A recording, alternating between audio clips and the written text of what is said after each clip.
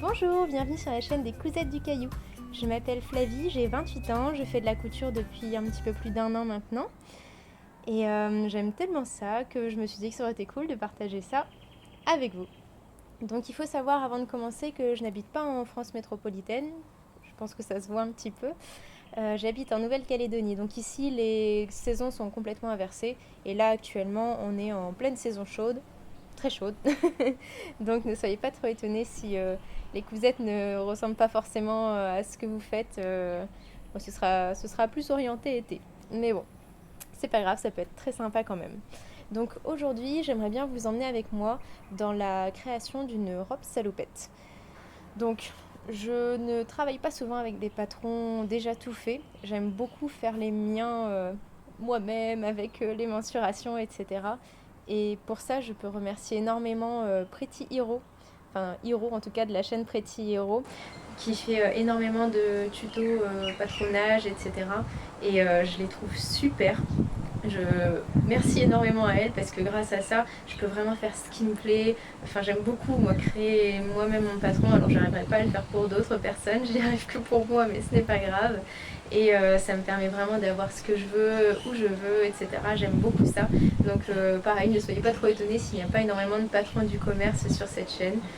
Je fonctionne comme ça, mais ça peut vous montrer aussi que c'est super en fait de se lancer et d'essayer de faire soi-même ses patrons.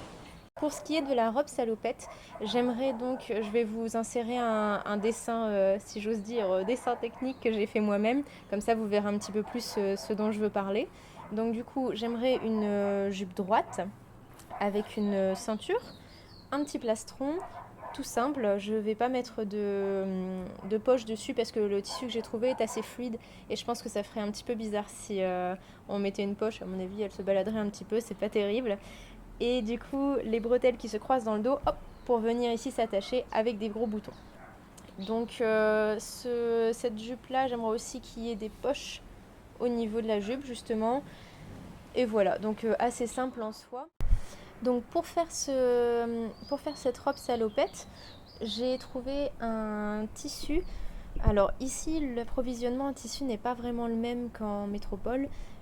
C'est un petit peu plus le hasard qui fait les choses, on va dire, parce que il n'y a pas de vente en ligne ou quoi que ce soit, c'est au gré de ce qui tombe.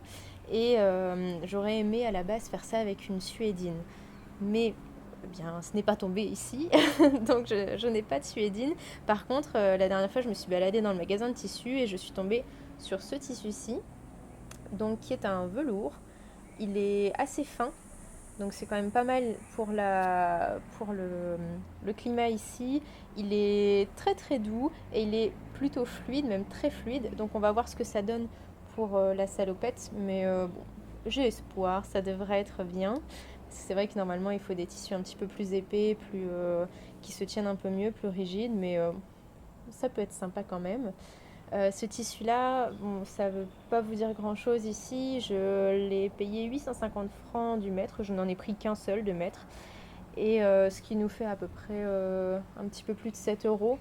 Donc c'est un tissu qui n'est pas très cher par rapport au tissu qu'on trouve ici, même pas cher du tout. Donc je me dis, dans tous les cas, ça va pouvoir me faire une toile. Et si je peux la porter, c'est parfait. Pour ce qui est des boutons que j'aimerais bien mettre là, j'ai trouvé ces petits boutons là. Ce sont des boutons que ma maman m'a envoyés d'un colis Amazon. Donc bon, un petit peu compliqué de vous dire d'où ils viennent.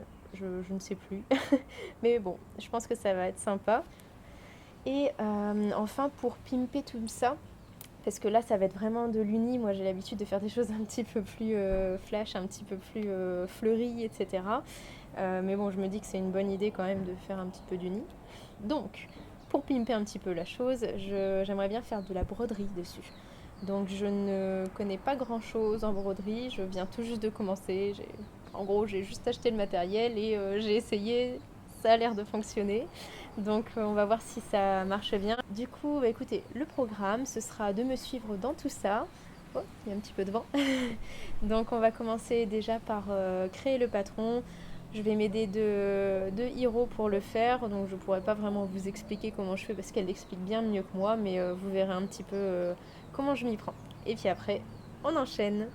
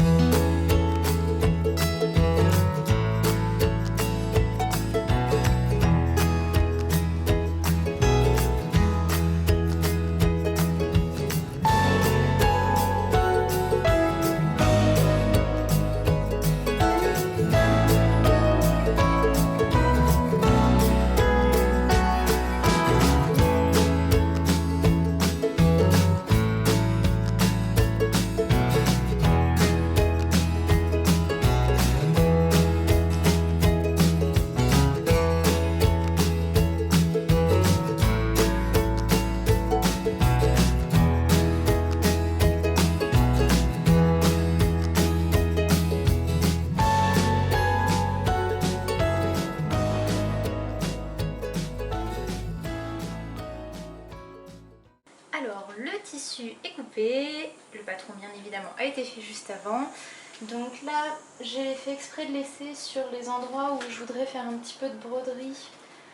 En fait, au lieu de couper le patron exactement à la bonne taille, sur ces parties-là, donc c'est-à-dire sur le plastron, j'aimerais bien faire une petite broderie sur le haut et sur le dos en bas au niveau de la jupe. J'aimerais bien faire aussi dans un des angles une autre broderie. Donc on va pas trop en faire, c'est le début, sait-on jamais à quoi ça ressemble. Donc ce que j'ai fait, c'est que sur ces parties-là, j'ai laissé au lieu de couper complètement, j'ai mis à la craie ce qu'il faudra couper au final, mais j'ai laissé en fait un genre de cercle en plus, histoire de pouvoir hop, venir mettre le cercle à broder comme ça et pouvoir faire ma petite broderie dans l'angle facilement. Donc ça, je l'ai fait sur les deux pièces. Autant vous dire que la broderie, ça prend un petit peu de temps. Donc je pense pas vous revoir de sitôt pour faire la suite. Je vais faire mes petites broderies tranquillement. Vous allez me suivre là-dedans aussi. Et puis on réenchaînera ensuite quand ce sera fait.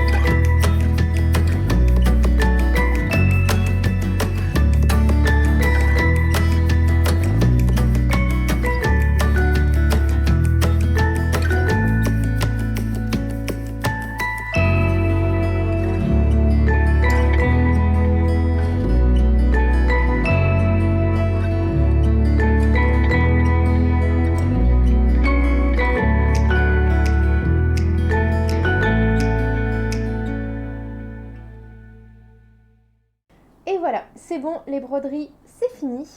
Donc je suis très contente du résultat, mais ça m'a pris un temps assez dingue. Bah, après, c'est forcément, on prend un petit temps par-ci, par-là pour le faire dans la journée. Donc en soi, c'est pas si long, mais c'est vrai que ça a dû traîner sur quelques journées quand même. La seule chose qui m'ennuie, c'est que, je sais pas si vous voyez, mais il y a encore les traces de l'anneau qui sert à tenir le tissu, parce que ça a vraiment pressé contre le tissu. Et je sais pas si ça va se remettre au repassage ou on verra, advienne que pourra. Mais bon, donc du coup là, bon après je me doute que en faisant ça, je vais éviter de passer ma machine, ma création ensuite à la machine à laver. Parce que bon, c'est quand même fragile, donc je pense que ce sera quelque chose que je laverai à la main. Mais en soi, ça me dérange pas trop parce que le tissu est très fin. Quand je l'ai lavé à la machine pour le faire sécher en 10 minutes, il était sec. Bon, après, il fait chaud ici, mais c'était assez impressionnant. Donc, bon, je pense que ce sera du lavage à la main, mais c'est pas grave. Donc là, il me reste juste à venir couper toutes les pièces comme si il n'y avait pas eu la broderie dessus. Hop, ici, tac, tac, pareil. Et on sera tout bon, on va pouvoir attaquer le montage.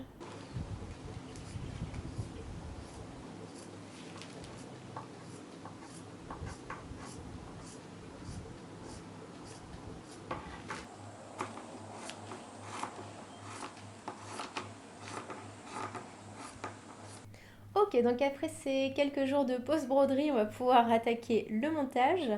Donc du coup, ce qu'il va falloir que je fasse en premier, c'est changer les fils de ma surjeteuse pour y mettre du noir à la place du blanc. Je me suis pas amusée à acheter des bobines de surjeteuse marron. On va mettre du noir, ça ira très bien, on ne le dira à personne. Ensuite, je vais pouvoir faire donc le montage du plastron vu qu'il est doublé. Comme ça, il sera prêt à être mis en sandwich dans la ceinture. Pareil avec les bretelles que je vais faire aussi. Et ce que je vais faire aussi en un premier lieu, ça fait beaucoup de choses en un premier lieu, mais dans la suite logique, je vais monter les poches sur la jupe et monter aussi les deux pans de la jupe ensemble. Comme ça, au moins tout ça sera fait. Il manquera plus qu'à mettre la ceinture par-dessus et je pense qu'on aura presque fini. Donc en soi, le montage ne devrait pas être trop long. Je tiens juste à vous dire que non, ne vous en faites pas, je n'ai pas de coup de soleil ou quoi que ce soit, c'est simplement qu'avec la luminosité, j'ai le cou très blanc et du coup, ça fait un décalage énorme avec le reste, mais non, ça va, je n'ai pas trop pris le soleil. Allez, on est parti pour la couture.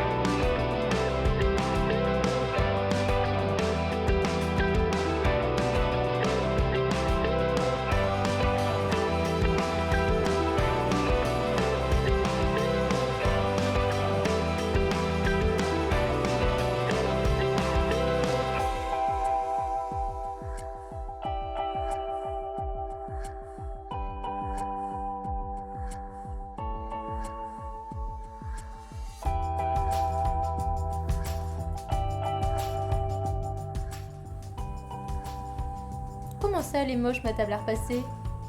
Pas du tout.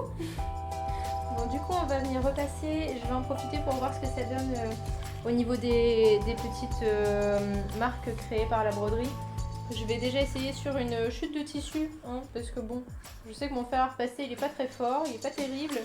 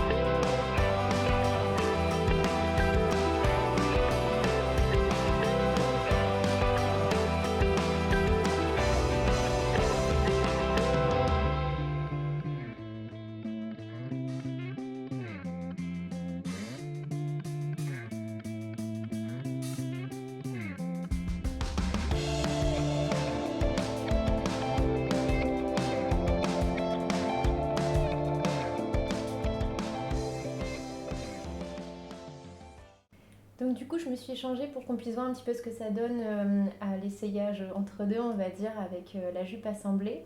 Donc, ici, on a la jupe. Tac, tac, ça devrait se mettre si on prend en considération qu'il y aura une ceinture ici. Et c'est beaucoup trop grand. Donc du coup, le souci, c'est que je peux pas changer les coutures de côté parce que ici, il y a la petite broderie et que du coup elle était censée être pile poil au bon endroit, donc c'est pas grave, je reprendrai par derrière, on va profiter du fait qu'il y a un zip et qu'on puisse se le permettre. Donc je pense que je vais retirer au moins 3-4 cm, pareil sur la ceinture, et donc ensuite je vais pouvoir monter la ceinture. Et le deuxième souci, c'est au niveau du plastron. Du coup, moi de base, je m'étais dit qu'il allait être comme ça, hop, en pensant à la ceinture, etc. Sauf que je trouve que c'est pas assez large. Donc ce que je vais faire, à mon avis, c'est que je vais le mettre dans ce sens-ci. Donc je vais devoir le descendre un petit peu. Et au niveau du sens du poil, on est bon, donc ça va, on a eu de la chance. Donc je vais le mettre comme ça. Le seul souci, c'est que vu que les bretelles sont censées arriver assez haut, vu que j'avais prévu ce sens-ci, ben là, elles vont descendre un peu plus bas. Donc elles ne seront pas assez longues, mais c'est pas grave, du coup je ne vais pas les croiser à l'arrière, je les ferai tout simplement revenir comme des bretelles classiques. Et puis voilà. Donc du coup, moi je fais tout ça, et puis je pense qu'on va se retrouver pour le résultat final.